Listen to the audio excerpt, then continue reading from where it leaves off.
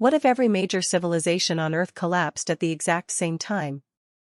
Not one empire, not two, but nearly every advanced society in the known world, wiped out within a single human lifetime. No nuclear weapons. No asteroid. No clear explanation. Just silence. This is not a myth. This is history. And it is one of the greatest unsolved mysteries humanity has ever faced. Around 1200 BCE, the world looked remarkably like our own. Complex trade networks stretched across thousands of miles. Cities had running water, written languages, and international diplomacy.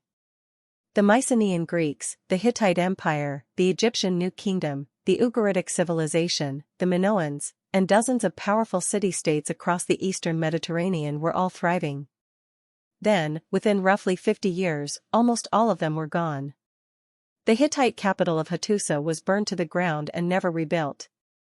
The palace of Mycenae was destroyed and the Greek world entered 4 centuries of darkness so complete that they forgot how to write. The great city of Ugarit, one of the most sophisticated trading hubs of the ancient world, sent a desperate letter to a neighboring king that read, quote, "The enemy ships are here, they are attacking us, they are burning our cities." That letter was never sent. It was found still sitting in a kiln, waiting to be fired, when archaeologists uncovered the ruins 3,000 years later. So how did this happen? How do you kill an entire era of human civilization? The Bronze Age did not spring up overnight. Its roots reach back to roughly 3500 BCE, when societies in Mesopotamia, Egypt, and the Aegean began transitioning from scattered agricultural villages into something far more complex.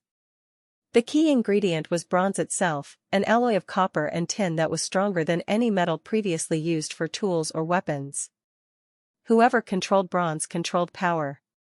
But here is where it gets fascinating. Copper and tin rarely exist in the same place. To make bronze, civilizations had to trade across vast distances.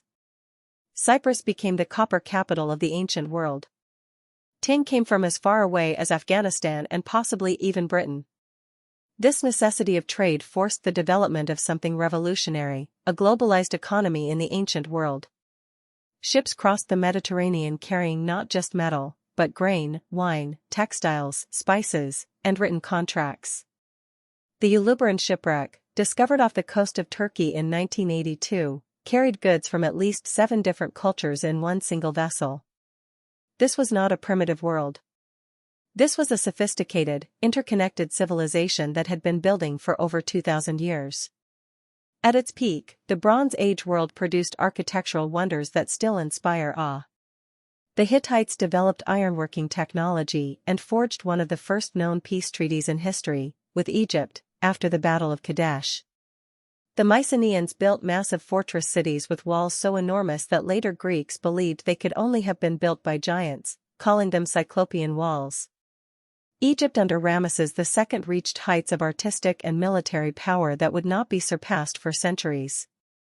The palace bureaucracies of Crete and mainland Greece developed linear B, one of the earliest written forms of Greek, used to track grain, livestock, and military supplies across a vast administrative network. These were not simple societies. These were the foundation stones of Western civilization itself. And then they were gone. Historians and archaeologists have been arguing about the cause for over a century. Some point to climate change, a prolonged drought that struck the entire eastern Mediterranean around 1200 BCE, backed by pollen samples, isotope analysis, and ancient written complaints about grain shortages. Others point to a mysterious group called the Sea Peoples, armed migrants who appear in Egyptian records as terrifying invaders sweeping down from the north, destroying everything in their path. Some scholars blame earthquakes. Others point to internal rebellions as the palace systems grew too oppressive and collapsed from within. The most compelling modern theory says it was all of these things at once. A perfect storm. Climate change disrupted agriculture and caused famines. Famines caused migrations. Migrations caused the Sea Peoples. And a trade network this complex and interdependent, when stressed at multiple points simultaneously, did not bend. It shattered. Like a modern supply chain collapse multiplied across an entire civilization, once one critical node failed, the rest followed with terrifying speed. The legacy of the Bronze Age collapse is not just a cautionary tale about fragility. It is the reason Greek civilization as we know it was delayed by 4 centuries. It is why we have almost no written records from Greece between 1200 and 800 BCE, a period historians literally call the Greek Dark Ages. Yet from that darkness eventually emerged Homer, democracy, philosophy, and the roots of the world you live in today. The collapse did not end history. It reset it. Every civilization that has ever existed believed it was permanent. The Hittites believed their empire was eternal. The scribes of Ugarit were preparing routine letters the morning their world ended. The question is not whether complex societies can fall. History has answered that question clearly. The question is whether we are paying attention.